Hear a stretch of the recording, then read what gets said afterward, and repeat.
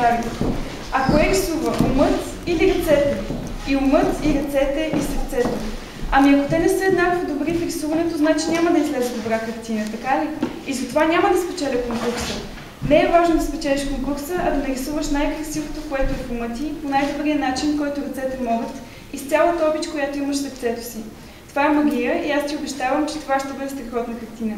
След ден детето се връща с кисни в ръка и казва: мамо, магията проработи. Този диалог не се е провел в детството ми, но с провели множество такива, с различна тематика, но винаги обединявайки се от общата идея за изкуството. И аз съм много щастлива, че вкъщи се е говорила винаги за картини, за изкуство и за такива неща, които са присъствали в живота ми от малка. Искам да благодаря на майка ми, че ме добре.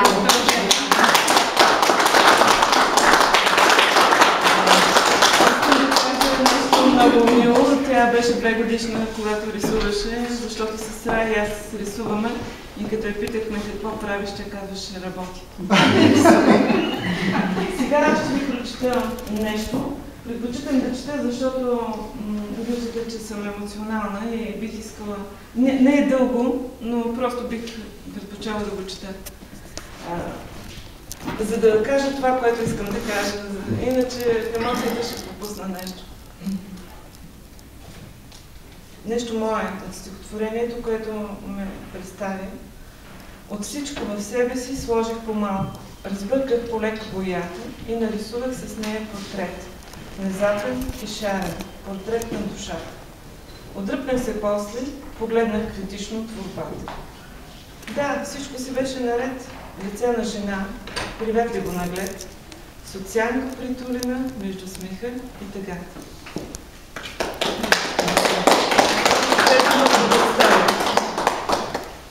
Малко официално. Здравейте, приятели! Добре дошли на нашата художествено-поетична вечер. Днес е 3 ноември и е ден на Свети Пимен Дографски. На този ден празнуват всички художници. И така, както няма нищо случайно, не е случайно, че вие, приятели, днес сте тук. Тук е мястото да благодаря на господин Янков и на всички приятели от музея, които ми помогнаха да осъществя тази моя мечта – картини в Рими.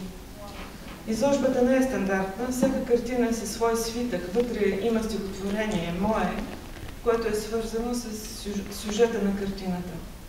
Дори платната на глас художниците Ана, Петя и Жоро са със свитъци.